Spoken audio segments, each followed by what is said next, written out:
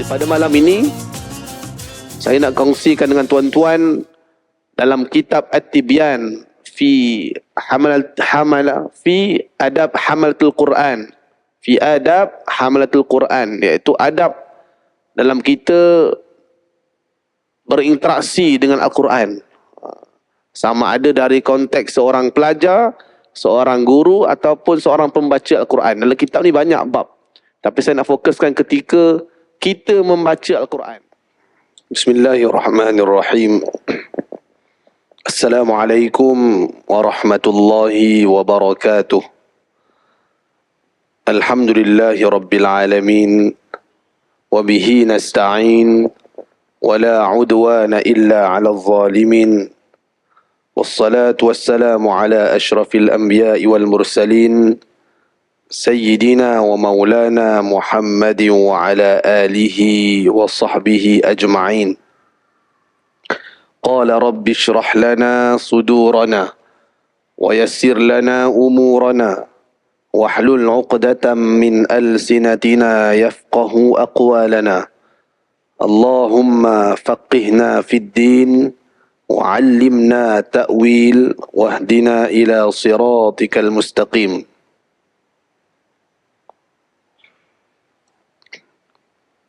قال الله تعالى في القرآن الكريم بعد أعوذ بالله من الشيطان الرجيم. بسم الله الرحمن الرحيم. إن الذين يتلون كتاب الله وأقاموا الصلاة وأنفقوا مما رزقناهم سرا وعلانية يرجون تجارة لن تبور ليوفيهم أجورهم ويزيدهم من فضله إنه غفور شكور. Sesungguhnya orang yang selalu membaca kitab Allah, yakni Al-Quran, kemudian mendirikan salat dan mendermakan dari apa yang dikurniakan, yang kami kurniakan kepada mereka, secara sembunyi ataupun secara terang-terangan, mereka mengharapkan sejenis perniagaan yang tidak akan mengalami kerugian, supaya Allah menyempurnakan pahala mereka dan menambahi mereka dari kurniaannya. Sesungguhnya innahu ghafurun syakur, Allah itu maha pengampun lagi maha mensyukuri. Wa qala Rasulullah sallallahu alaihi wasallam, khairukum man ta'allama al-Qur'ana wa 'allamahu. Sebaik-baik kamu ialah orang yang belajar Al-Quran dan mengajarkannya. Tuan-tuan dan puan-puan, ibu-ibu, ayah-ayah, ahli jemaah, para imam, bilal dan seluruh ahli jawatan kuasa masjid yang dirahmati oleh Allah Subhanahu wa taala. Alhamdulillah, bersyukur kita kepada Allah Subhanahu wa taala hari ini dapat lagi kita bertemu untuk sama-sama kita menambah ilmu kita. Kita teruskan kehidupan kita. Walaupun kita berhadapan dengan jenazah sebentar tadi, kita kena tetap teruskan kehidupan kita untuk mengumpul amalan, supaya kita lebih bersedia untuk bertemu dengan Allah Subhanahu wa taala. InsyaAllah pada malam ini, dengan ayat yang saya bacakan sebentar tadi, menceritakan tentang beberapa perkara antara kita dengan Allah, iaitu dalam bab ibadah. Bab ibadah ni banyak. Ibadah ni banyak. Ada ibadah yang melibatkan fizikal. Maksudnya macam solat. Solat kita perlukan pergerakan. Ada ibadah melibatkan hati. Ada ibadah melibatkan lidah, iaitu kita berzikir ataupun membaca Al-Quran. Jadi pada malam ini, saya nak kongsikan dengan tuan-tuan dalam kitab At-Tibyan fi adab hamalatul Quran. Fi adab hamalatul Quran, iaitu adab dalam kita berinteraksi dengan Al-Quran. Sama ada dari konteks seorang pelajar, seorang guru ataupun seorang pembaca Al-Quran. Dalam kitab ni banyak bab, tapi saya nak fokuskan ketika kita membaca Al-Quran. Dan saya yakin tuan-tuan dan puan-puan dah beramal dengan adab-adabnya. Dan ada juga kita terlepas pandang. Ada juga kita terlepas pandang adab-adab ketika kita membaca Al-Quran. Kenapa kita perlu beradab? Dalam bab lain, dalam bab ibadah yang lain, kita perlu beradab. Dalam bab makan, kita ada adab dia. Dalam kita menyantuni jenazah sebentar tadi, ada adab dia. Kena segerakan, kena santuni dengan baik. Tetamu datang rumah, kena adab, ada adab dia. Adab dengan orang soleh, dengan guru, dengan ulama, adab dia. Ada adab dengan orang jahil pun, ada adab dia. Tapi pada malam ini saya nak kongsikan dengan tuan-tuan mengenai adab-adab ketika membaca Al-Quran. Yang ni kita cek balik. Kalau kita dah buat, Alhamdulillah. Kalau kita tak buat, cuba buat. Jadi sebelum pergi jauh, sebagaimana saya sebut, kalau siaran kelas kita ni di-live-kan, buka telefon masing-masing, sharekan dekat grup masing-masing. Kalau boleh kita nak sebarkan. Sebab satu kebaikan kalau kita tunjukkan kebaikan tu kepada orang lain, dan orang lain dapat manfaat, kita juga dapat pahala sebagaimana orang tu dapat pahala, dapatkan. Kita yang menunjukkan kebaikan. Yang pertama, adab dalam kitab disebut ialah menghadap kiblat. Kita baca Quran hadap kiblat. Hadap kiblat tak? Dekat masjid okey lagi. Sebab memang kita duduk, ada Quran, hadap kiblat. Dekat tempat lain, dekat rumah, dekat dewan, kalau kita buat majlis di dewan, hadap kiblat tak? Susah ustaz nak hadap kiblat sebab posisi masjid, posisi dewan tu macam tu. Kalau boleh, ejazlah hadap kiblat. Tak dosa kan ustaz kan? Tak dosa. Betul tak dosa. Tapi kalau kita mengutamakan adab, insya-Allah barakah akan turun, akan mudahkan urusan kita insya-Allah. Sebab Nabi sebut dah dalam hadis, khairul majalis, ni ingat, khairul majalis mastuqbila bihil qiblah. Sebaik-baik majlis adalah yang menghadap kiblat. Contoh kita sekarang menghadap ni, sedang belajar ni kan. Guru kena hadap kiblat ke murid kena hadap kiblat? Soalan. Saya membelakangkan kiblat ni. Ada kata gurulah kena menghadap kiblat, murid, pelajar. Tapi yang sebenarnya pelajar menghadap kiblat. Saya membelakangi kiblat. Bukan maksud saya membelakangi kiblat tu saya menafikan kiblat, tak. Tuan-tuan, hari ini diamanahkan oleh Allah untuk jadi pelajar. Jadi tuan-tuan kena hadap kiblat. Sebab kita nak menerima ilmu. Jadi sebaik-baik majlis hadap kiblat. Ejaz kalau ada program apa-apa pun, kiblat ke mana kalau pergi makan, pergi berkelah, nanti kalau kita buat program kat sini senang terus bentang tikar hadap ni, nanti nak solat senang kiblat. Tak payah nak angkat tikar, nampak? Kita utamakan bab agama dulu. Ini nanti kalau kita buat majlis bentang kapet, bentang tikar kat sini, nanti nak sembahyang menghadap, tak apa, kita ejaz lah ni ke belakang. Jadi bila susah orang nak buat ibadah. Hendaklah dia duduk dengan khusyuk dan tenang sambil menundukkan kepalanya dan duduk dengan adab yang baik dan tunduk seperti duduknya di hadapan gurunya. Kalau tuan-tuan dah pandai baca Quran, akan baca seorang-seorang, macam mana keadaan kita baca Quran? Yang ni dalam kitab disebut, Imam Nawawi sebut, seolah-olah guru kita tu ada kat depan. Kalau zaman lama, zaman tuan-tuan, zaman ayah-ayah depan saya ni, kalau dulu guru Quran ni, guru lalu tu diam. Maksudnya tak boleh bercakap. Angkat sikit, kepala dah takut dah. Kalau zaman saya belajar dulu, kita bau minyak wangi untuk guru. Ustaz ditahfiz dulu, minyak wangi yang pakai ambar atau ambar. Ambar ni yang macam bekas macam sabun tu. Minyak wangi yang jadi, bukan minyak wangi yang cecair tu. Minyak wangi tu jadi kuat sikit. Kita bau je. Ustaz datang. Itu dah berdebar dah. Waktu kalau tak mengaji siap, memang kena lepas tu. Tak lancar pula. Waktu kita belajar Quran. Diharuskan baginya membaca sambil berdiri. Ni harus atau berbaring, atau di tempat tidurnya, atau dalam keadaan lainnya, dan dia mendapat pahala. Akan tetapi nilainya kurang daripada yang pertama. Tengok. Kita kena duduk dengan baik, dengan sempurna. Tapi kalau kita waktu tu dalam keadaan berbaring, Sebab kita nak mengaji ni tak kira dalam keadaan apa pun. Dalam keadaan apa pun. Tapi pastikan tutup aurat, hadap kiblat. Contoh tuan-tuan dah penat kan nak betul-betul sandar dekat tiang. Tapi masih dalam keadaan menjaga adab.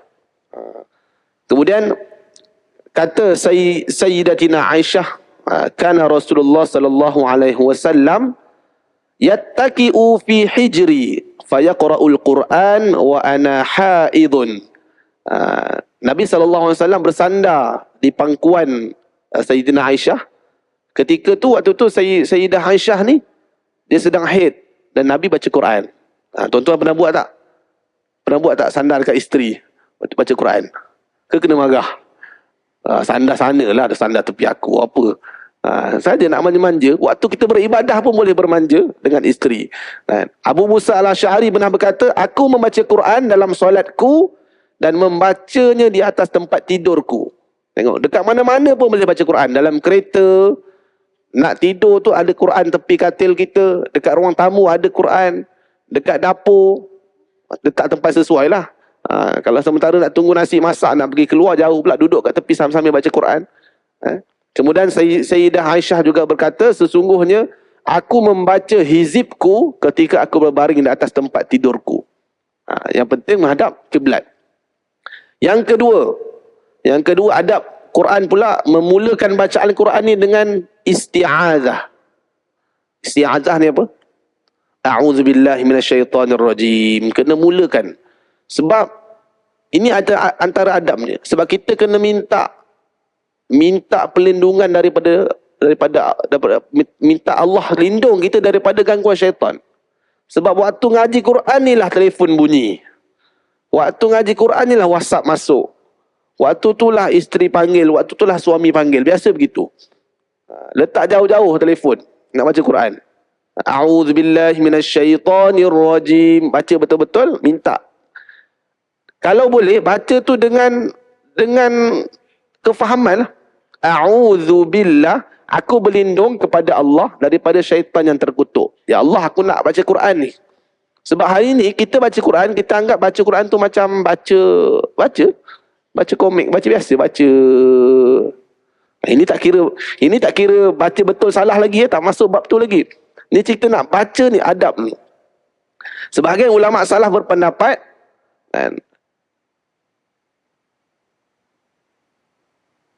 A'udzubillahi sami'il alim minasyaitonir rajim. Tadi a'udzubillahi minasyaitonir rajim, kemudian ada a'udzubillahi sami'il alim. Ada juga, boleh.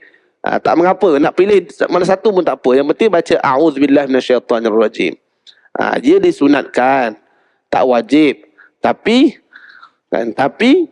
sebaiknya dibaca.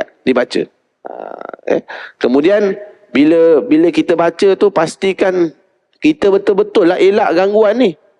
Kita dah baca a'udzubillahi minasyaitonirrajim, tapi ada orang datang ataupun kita letak benda yang mengganggu kita. Kita nak mengaji Quran, kita letak telefon dekat tepi, kita letak benda-benda yang mengganggu. Kita mengaji dekat tempat orang ramai. Orang tengah program ni, tengah kalut-kalut ni, kita pergi ngaji. Gangguan tu memang dah ada kat situ, kita pergi masuk tempat gangguan. Jadi tak sesuai. Cari tempat yang tenang. Kemudian adab yang ketiga, baca bismillah.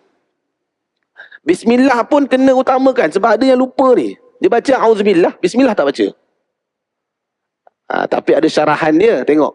Hendaklah orang yang membaca Al-Quran selalu menyebut Bismillahirrahmanirrahim. Yang ni adab membaca Al-Quran. Bukan baca Quran saja. Ketika buat apa saja perkara pun, kena baca bismillah. Bismillahirrahmanirrahim. Bismillahirrahmanirrahim. Nak minum air, bismillah. Masuk kereta, bismillah. Makan nasi, bismillah. Pada bila? Pada awal setiap surah. Selain surah At-Taubah. Dalam Quran ni kan ada surah At-Taubah, tidak ada bismillah. Yang tu tak perlu baca bismillah. A'udzubillahi minasyaitonirrajim. Terus masuk. Bara'atum minallahi wa rasulihi ilal ladzina ahadtum minal musyrikin. Terus. Kerana sebahagian besar ulama mengatakan bismillah adalah ayat tersendiri kerana ia ditulis dalam mushaf. Bismillah ditulis di awal setiap surah. Jadi kena baca. Jangan baca masa nak baca alif lam mim tu kita tak baca bismillah. Surah Al-Baqarah tu, a'udzubillahi minasyaitonirrajim, alif lam mim zalikal kitab, lupa bismillah. Lupa bismillah. Sebab jika kita tidak membaca bismillah, maka kita dikira meninggalkan sebahagian daripada Al-Quran menurut kebanyakan ulama. Sebab ditulis tersendiri. Seterusnya yang keempat, bila kita baca Quran ni, pastikan kita khusyuk dan tadabbur. Khusyuk baca Quran ni. Sebab tu bila baca Quran jangan ada gangguan lain. Apabila mula membaca, hendaklah bersikap khusyuk dan merenungkan makna Al-Quran ketika membaca. Dalil banyak untuk dihitung dan sudah masyhur serta terlalu jelas untuk disebut. Itulah maksud yang dikehendaki. Sebab bila kita tadabbur ni, hati kita akan jadi tenang. Allah sebut dah, afala yatadabbarunal Quran, tidakkah mereka memikirkan isi Al-Quran? Ni Allah mention kepada kita. Atau bahasa lain, kau tak fikir ke pasal Quran ni? Kalau bahasa buku dia, tidakkah mereka memikirkan isi Al-Quran? Kita tak sentak mana. Quran ni tak fikir ke pasal isi dia, ke baca je? Sebab akhir zaman nanti, tu bukan nanti tu bila ujung tak. Sekarang ni akhir zaman dah. Akhir zaman sekarang, orang sibuk nak memperbetulkan bacaan Al-Quran. Huruf kha kat mana, huruf sin kat mana, hujung lidah ke huruf tha, huruf sin, huruf qaf dekat halqum, huruf kha dekat pangkal halqum. Dia sibuk itu. Sehingga terlupa nak tadabbur Quran. Kelas tajwid tu daripada pagi, pukul 8, pukul 10, kelas tajwid A. Sambung pukul 10, pukul 12, kelas tajwid dengan Ustazah B pula. Lepas tu, pukul 1 sampai pukul 3, Ustaz C pula. Tajwid je. Bila baca sikit, memang mantap. Wah, memang mantap bacaan. Tapi bila tanya, apakah maksud Bismillahirrahmanirrahim? Macam ingat Ustaz. Tapi pernah dengar maksud dia tu, tapi lupa. In the name of Allah, dia ingat tu je, tak ingat dah. Jadi tak tahu apa maksud. Jangan tuan-tuan, Quran akhir zaman ni, Quran akan bermain di sekitar halkum kita. Kena faham. Banyak hadis yang diriwayatkan berkenaan dengan perkara tersebut dan pendapat-pendapat ulama salaf tentang hal itu cukup masyhur. Sebahagian daripada mereka ada yang pengsan ketika membaca Al-Quran. Sebab apa pengsan? Nanti ada sirah ni. Sebab sahabat-sahabat Nabi dia menghayati makna Al-Quran. Ada yang pengsan, ada yang mati, meninggal dunia ketika membaca Al-Quran. Tengah baca Al-Quran ni meninggal. Satu kisah daripada Bahzin bin Hakim bahawa Zurarah bin Aufa, seorang tabi'in yang mulia, dia sedang mengimami, jadi imam solat subuh, kemudian dia baca Quran. فَإِذَا نُقِرَ فِي النَّاقُورِ فَذَلِكَ يَوْمَئِذٍ يَوْمٌ عَسِيرٌ. Tiba-tiba dia tumbang dan meninggal. Bahzin berkata, aku termasuk orang yang memikulnya. Tengok, dia kata apa? فَإِذَا نُقِرَ فِي النَّاقُورِ, maksud dia apa? Kerana apabila telah ditiup sangkakala. Kiamat ni, cerita kiamat. Ya. Surah Al-Muddassir. Fadzalika yauma idzin yaumun asir. Maka saat yang demikian adalah saat berlakunya hari-hari yang sukar, hari yang susah, hari yang serabut.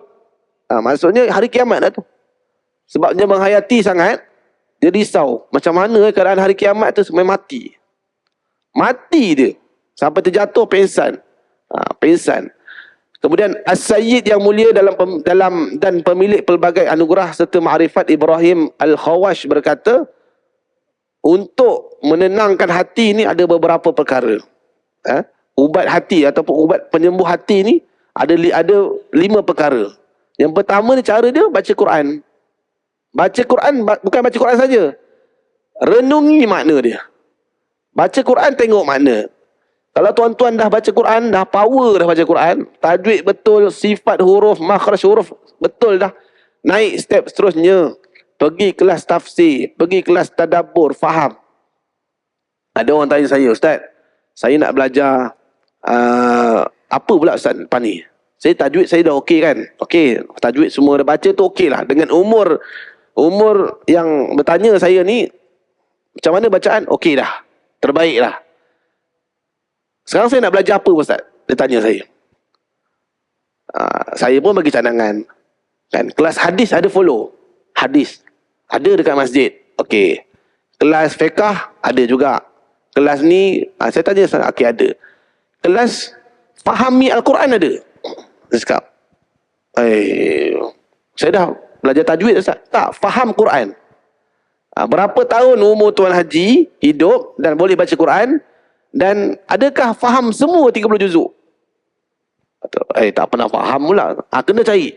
Sebab kita dah baca Quran banyak ni. Berpuluh-puluh kali khatam. Ramadan dah 3-4 kali dah. Bulan lain lagi khatam. Start tahun tu paling kurang 10 kali khatam kita.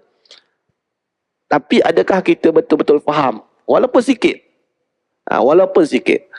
Kemudian ubat hati lagi. Ni kalau ada masalah hati kita ni, ulama dia sebut, kita kena kosongkan perut kita, iaitu puasa. Ni 5 perkara ni. Kalau tuan-tuan rasa serabut, ataupun anak kita rasa serabut, serabut lah rasa tak tenang lah. Ambil kata-kata ni. Ibrahim Al-Khawash ni kata, ubat hati, untuk bagi tenang hati 5 perkara. Yang pertama, baca Quran dan renungkan makna dia. Yang kedua, puasa, perut yang kosong. Jangan duk makan je. Makan je. Bulan Ramadan tu je tak puasa.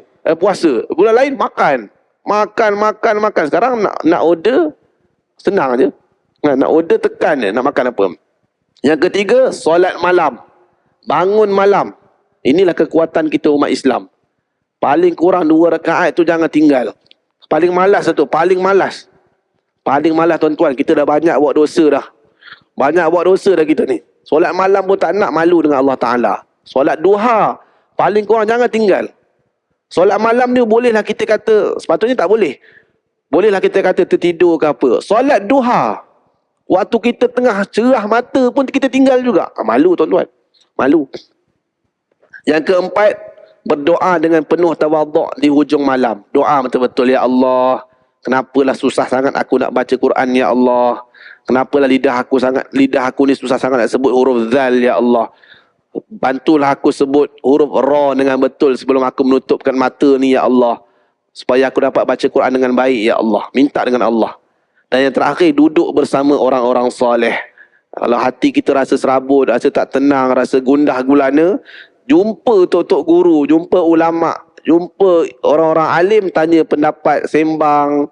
Sebab bila kita jumpa orang-orang alim ni, biasanya sembang bersama orang-orang yang alim ni, duduk dalam majlis orang-orang alim ni, kita jarang sembang bab dunia.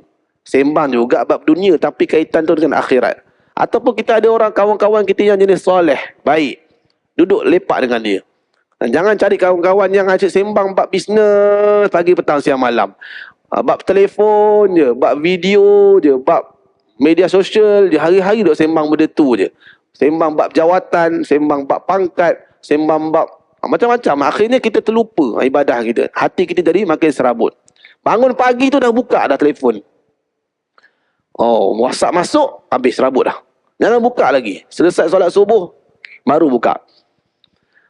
Yang kelima, adab kita dengan Quran, iaitu mengulangi sesuatu ayat untuk merenung maksud. Yang ni jarang orang buat. Sebab biasa kita baca Quran kan. Kita baca Quran, kita baca sekali lalu, habis muka surat tu dah. Tapi dalam ni, Imam Nawawi sebut, kita kena ulang satu ayat tu untuk renungkan maksud tu.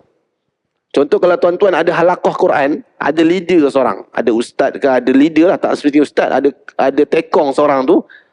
Kalau ayat tu rasa macam ayat tu macam kena atas kepala kita ni, ulang balik, kita ulang. Contoh ayat ni daripada Abu Dzar, katanya Nabi Muhammad SAW mengulang-ulang satu ayat sehingga pagi. Ayat tu apa? In tu'adzibhum fa innahum ibaduk. Jika engkau menyeksa mereka, maka sesungguhnya mereka adalah hamba-hambamu. wa in taghfir lahum fa innaka antal azizul hakim. Dan jika engkau mengampunkan mereka, sesungguhnya engkau sahajalah yang maha berkuasa lagi bijaksana. Nabi ulang-ulang. Ataupun kita ulangkan pada ayat, contoh kita biasa baca apa? Ala la'natullahi 'alal kadhibin. Ketahuilah laknat Allah ke atas penipu-penipu. Kita ulang. Ala la'natullahi 'alal kadhibin. Sambil-sambil itu kita renung balik. Aku ni ada tipu orang tak? Aku ni ada buat jahat ke orang tak? Allah sedang mention kita tu. Daripada Tamim Ad-Dari radhiyallahu anhu berkata, beliau mengulang-ulang ayat ni. Ayat lain pula. Am hasibal ladzina jtarahu sayyiati an naj'alahum kalladzina amanu wa 'amilus salihati sawa'an mahyahum wa mamatuhum sa'a ma yahkumun. Patutkah orang yang melakukan kejahatan menyangka bahawa kami akan menjadikan mereka seperti mana orang yang beriman dan beramal saleh? Dengan menyamakan keadaan mereka semua semasa mereka hidup dan semasa mereka mati. Buruk sungguh apa yang mereka hukumkan tu. Faham tak maksud dia? Patutkah kita rasa kita ni taraf kita ni sama, kita yang melakukan kejahatan, kita yang banyak buat jahat ke orang ni sama dengan orang beriman amal soleh? Tak sama.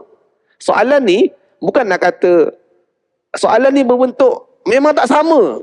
Nampak?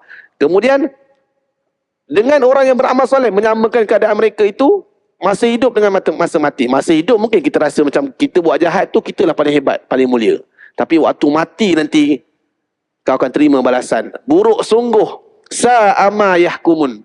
Teruk sangat engkau. Macam mana kau boleh fikir macam tu? Sa'ama yahkumun. Buruk sungguh apa yang mereka hukumkan tu. Macam mana kau boleh fikir macam ni? Tak sama orang yang amal soleh dengan amal orang yang buat jahat. Tak sama. Kemudian waqur, ataupun ayat lain, jumpa ayat waqur rabbi zidni ilma. Ini dalam surah Toha.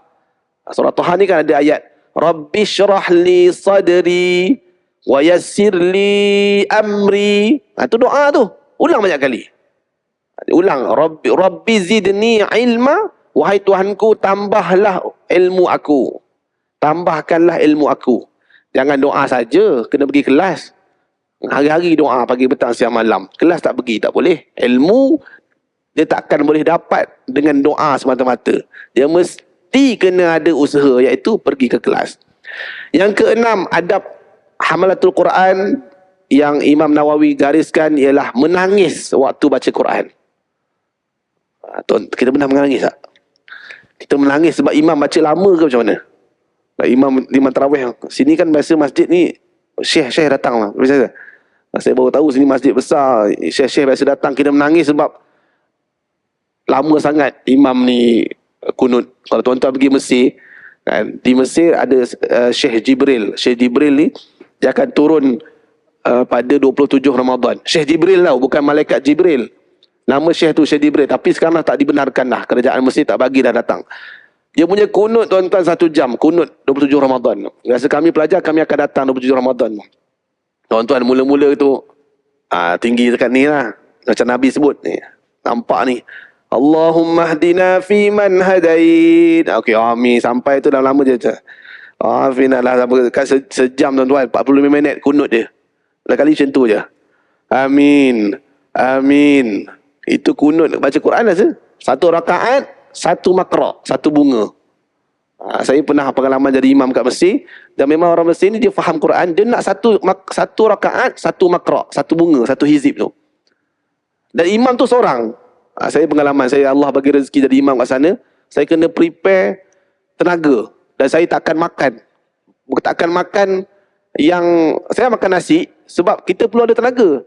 Kalau jadi imam tarawih di Malaysia, saya tak makan nasi sebab kena jaga suara. Tapi kalau jadi imam tarawih di Mesir, saya kena makan nasi sebab saya perlukan tenaga untuk berdiri lama untuk tolak suara. Dan memang baca panjang. Kita jadi imam seronok. Dan orang belakang, orang Arab yang faham dia akan menangis, dia akan menjiwai. Jadi cuba menangis. Macam mana nak menangis Ustaz? Tak faham.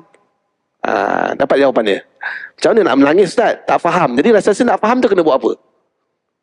Kena fahamkan Quran, kena pergi kelas, kena belajar. Walaupun beberapa patah Quran, ayat-ayat Quran, bukan kita nak belajar tata bahasa sampai kita boleh cakap Arab, tak. Paling kurang kita faham, oh ni ayat, ni doa ni. Sampai imam baca, Rabbana ma khalaqta hadza batila subhanaka faqina adzabannar. Sampai kat ini doa ni. Doa ni maksudnya, wahai Tuhan kami, tidaklah engkau jadikan alam ini batila, sia-sia. Tengok langit, kan? Tengok langit, sunnahnya kita sebut Rabbana ma khalaqta hadza batila. Masuk hutan, pergi pantai, Rabbana ma khalaqta hadza batila. Rabbana tu doa lah. Jadi kita dah faham ni doa ni. Kalau macam ayat yang menunjukkan ayat suruhan ni, ni arahan ni kita kena buat. Menangis waktu baca Al-Quran. Iqra'ul Quran, Nabi sebut, bacalah Quran, wabku, dan menangislah. Nabi suruh ni. Fa illam tabku fatabakau. Jika tak boleh nangis, usahakan supaya menangis. Tak boleh Ustaz. Nak menangis macam mana? Kita menangis sampai dalam disebut, Imam Abu Hamid Al-Ghazali kata, menangis itu disunatkan pada waktu baca Quran. Cara untuk dapat menangis ialah dengan menghadirkan kesedihan dalam hati, merenungkan peringatan dan ancaman keras. Sekarang Quran dah ada dah terjemahan, boleh baca. Serta janji-janji yang terdapat dalamnya. Ya Allah janji ni masuk syurga. Kita nangis, ya Allah layak ke tak aku masuk syurga ni, ya Allah. Solat aku tak betul, baca Quran tak betul. Jika tidak boleh menimbulkan kesedihan dan tangisan sebagaimana dialami oleh orang terpilih, maka hendaklah dia menangis atas kegagalan dia menangis. Kita kena menangis sebab, kenapa aku tak boleh nangis? Sebab hati kita dah keras. Baik. Dah azan? Belum lagi? 5 minit. Maka hendaklah dia menangis atas kegagalan itu, kerana hal itu termasuk musibah besar. Tuan-tuan, yang ni tak cakap kepada tuan-tuan ni, saya pun sama. Walaupun kita faham juga, tapi nak menangis susah. Sebab hati kita dah banyak benda-benda yang tak elok masuk ni. Tengok video. Siapa tak tengok video setiap hari? Tak tengok video. Mesti kita tengok punya, betul tak? Walaupun kita tak ada akaun TikTok, kita buka WhatsApp, buka Telegram, ada video lalu kita pun tekan download. Tengok lagi. Paling kurang 1-2 setiap hari mesti kita tengok. Betul tak? Setuju tak dengan saya? Setuju tuan-tuan. Kena buka. Lagi-lagi minggu lepas punya video. Macam-macam video kita tengok. Sambung dengan sumpah seranah. Jadi, cubalah menangis. Walaupun kita ni bukan jenis tak faham Al-Quran. Kita kena menangis ni. Ulama sebut, menangis kerana kita gagal menangis. Sebab itu termasuk musibah yang besar. Musibah tuan-tuan, kita menangis benda lain. Tengok cerita Korea, kita menangis. Tengok cerita tu menangis. Cerita cikgu sepenuh hari guru menangis. Cerita mak ayah, mak yang derhaka ke anak, anak yang berdahaka ke mak, menangis. Tapi bila baca Quran tak menangis. Ya. Azan? Belum lagi? 3. Okay, yang ketujuh, membaca Quran dengan tartil. Ini satu juga. Membaca Quran dengan tartil. Tartil macam mana? Quran ni dia ada 4. Dia punya martabat kelajuan dia. Ada tahqiq, ada tartil, ada tadwir, ada hadar. Tahqiq ni kita baca satu-satu.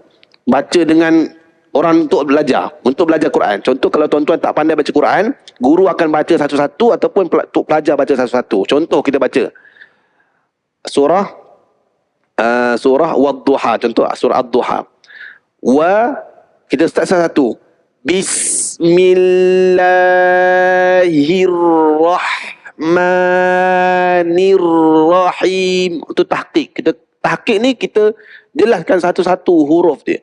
Kalau tartil dia laju sikit. Bismillahirrahmanirrahim. Dia laju sikit. Tapi kita masih menjaga. Kalau hadar laju sikit. Bismillahirrahmanirrahim. Macam imam baca. Kalau tadwir, saya tukar tadwir dengan hadar. Yang keempat tu ialah pelajar tahfiz baca, nak murajaah Quran. Dia baca laju. Dia baca laju lah. Dia untuk murajaah Quran, dia tak boleh baca lambat-lambat. Sebab dia nak kejar hafalan 1 hingga 30, 1, 15, 15, 30, ulang balik. Dia kena baca laju. Laju tu dengan syarat menjaga tajwid, makhraj dan sifat huruf. Dia baca laju lah. Contoh dia baca, Ya ayyuhalladzina amanu inna kathiran minal ahbari warruhban la ya'kuluna amwalan nasi bil batili wa yasudduna an sabilillah. Dia baca laju. Jadi geng-geng sama tahfiz dia boleh semak. Boleh semak dia orang ni. Kalau kita tak baca Quran, tak baca tahfiz, kita apa kau baca ni? Kawan saya pernah semak pelajar daripada India, tahfiz India. Kawan saya tahfiz juga. Dia semak kawan di India. Kalau dia tahfiz juga, dia tak dapat semak. Sebab laju sangat. Orang India kalau hafal hadis dengan hafal Quran, laju. Dia kena sama-sama dia semak. Dia dapat tangkap. Kalau orang yang bukan sama bangsa dengan dia, dengan negara dengan dia, tak boleh. Sebab kawan saya belajar di Pakistan, dia di India, dia punya sebutan tu laju betul. Seterusnya, membaca Al-Quran dengan tartil itu disunatkan. Sebab apa kena baca tartil? Sebab untuk merenung makna dia. Kalau kita baca laju, tuan-tuan tak dapat punya nak renungkan makna dia. Betul. Tuan-tuan kena baca pelan-pelan. Relax, tenang. Wasyamsi wa duhaha. Demi waktu syam, demi matahari. Wa duhaha, dan waktu duha. Wal qamari idza talaha. Okay, wa ni demi. Wow ni dan, tapi dalam tu masuk demi. Allah bersumpah dengan bulan, Allah bersumpah dengan matahari. Kalau kita baca laju, dia susah sikit nak tangkap. Mereka berkata, membaca dengan tartil disunatkan bagi orang bukan Arab. Kita lah bukan Arab ni, yang tidak memahami maknanya, kerana hal itu lebih dekat kepada pengagungan dan penghormatan serta lebih terkesan di hati. Jadi kita ni bukan Arab, bukan orang Arab. Faham Quran pun susah. Jadi kita baca dengan tenang untuk bantu kita tengok terjemahan, kita faham, kita tanya guru, moga-moga bermanfaat insya-Allah. Kita tengah azan dulu, kita habiskan satu lagi. Satu lagi ada. Baik. Kita teruskan yang terakhir, adab yang terakhir iaitu, dia bukan adab terakhir, dia ada banyak adab dia. Tapi untuk malam ni, meninggalkan perbuatan sia-sia ketika membaca Al-Quran.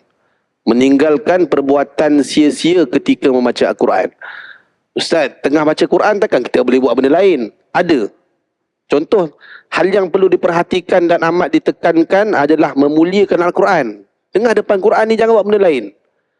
Memuliakan daripada hal-hal yang kadang-kadang diabaikan oleh sebahagian orang yang lalai ketika membaca Quran ni. Membaca bersama-sama. Antaranya ialah menghindari ketawa. Kawan tu tengah baca, dia pergi sembang dua ni. Ataupun kawan tu baca salah, dia pergi gelakkan pula. Sampai turn dia tahu, dia gelakkan dia pula habis. Dalam musim tadarus Ramadan kan, biasa macam tu. Berbuat bising dan bercakap-cakap di tengah pembacaan. Kecuali perkataan yang perlu diucapkan sahaja. Sebab Allah sebut dah, wa idza quri'al Qur'an fastami'u lahu. Dan apabila dibacakan Al-Quran kepada kamu ni, fastami'u lah. Maksudnya dengar. Dengar. Walaupun kita duk follow pun tak boleh kalau ikutkan. Mana kita follow orang tu baca. Ikut dia baca. Dengar. Wa ansitu, dan senyap. La'allakum turhamun. Semoga kamu beroleh rahmat. Sebab kita nak dapat rahmat daripada bacaan Quran tu. Ibnu Umar radhiyallahu anhu berkata, apabila membaca Al-Quran, dia tidak bercakap sehingga selesai. Hadis ni juga diriwayatkan oleh Al-Bukhari dalam sahih dia. Dia kata, tidak bercakap-cakap hingga selesai membaca. Jangan masuk benda lain. Contoh kalau kita kat rumah, kita nampak isteri kita baca Quran atau suami baca Quran ataupun ada orang baca Quran. Jangan kacau. Seolah-olah macam solat. Tapi tak ada sampai tahap solat. Tapi jangan diganggu. Tunggu selesai. Termasuk perbuatan tercela adalah bermain-main tangan. Main tangan pun tak boleh. Tengah baca Quran ni je usik-usik janggut. Ya ayyuhalladzina amanu kutiba alaikumus siyam. Dia gigit kuku. Kan dia main telinga, dia main kaki. Sebab kita kan sila. Lepas tu main. Kerana ketika itu dia sedang bermunajat kepada Allah, maka janganlah dia bermain di hadapannya. Ya Allah lah. Baca Quran kan kita nak sembang dengan Allah ni. Dalam solat kita sembang, kalau nak kita Allah bercakap dengan kita, baca Quran. Antaranya juga adalah memandang kepada sesuatu yang dapat melalaikan dan memesongkan fikiran dan tumpuan. Kita letak telefon ke depan, tengah baca Quran ni, baca Quran. Syahrul Ramadan alladhi unzila fihi al-Quran. Update status lu. Hudal linnasi wa bayyinatin minal huda wal furqan. Terima kasih kepada yang bagi gift kepada saya. InsyaAllah kita akan teruskan bacaan surah Al-Mulk. Akan buat live TikTok kan, contoh. Salah tak buat live? Salah tak? Tak salah. Tapi bila kita, yang ni ada kawan saya tegur juga, tak salah baca Quran di TikTok, tak salah. Memang tak salah. Tapi bila kita selangi dengan benda-benda lain, adab tuan-tuan, benda ni simple sangat. Tapi bila adab, dia jadi cacat terus bacaan Quran. Baca Quran je, tak payah. Lepas tu, pernah tengok tak? Orang buat macam tu. Dia baca Quran ni. Syahrul Ramadan alladhi unzila fihi al-Quran hudan linnasi wa bayyinatin minal huda wal furqan. Terima kasih kepada dia cakap, dia tengah baca Quran ni, dia terima kasih kat audience, terima kasih kat viewer. Dia adab. Dia nampak okey baca Quran tak salah. Siapa lagi nak baca Quran? Orang tu lah, tapi jaga adab. Yang kita pula dah bagi gift tu senyap lah. Cakap lah terima kasih, buatlah love sikit untuk saya. Dah bagi gift dah lah. Tak payah nak harapkan orang terima kasih. Faham? Ni kat TikTok lah. Kalau kat YouTube kita bagi stiker ke, super stiker ke, kat Facebook kita bagi star ke. Ni kalau yang biasa main, sebab saya biasa main dengan benda tu. Jadi kalau nampak orang cakap tak sesuai. Tak sesuai. Dah bagi, tak payah harapkan terima kasih. Nak sebut nama lah. Orang tu tengah mengaji Quran. Jadi jangan selangi dengan benda-benda yang lain. Jadi tak comel, jadi cacat bacaan Quran kita. Baik. Wallahu alam. Ada banyak lagi sebenarnya, tapi kita stop kat sini dulu. Moga-moga kita ada rezeki, kita berjumpa lagi insya-Allah. Wallahu subhanahu wa taala alam. Aqulu qawli hadza wa astaghfirullahal azim li wa lakum. Wassalamualaikum warahmatullahi wabarakatuh.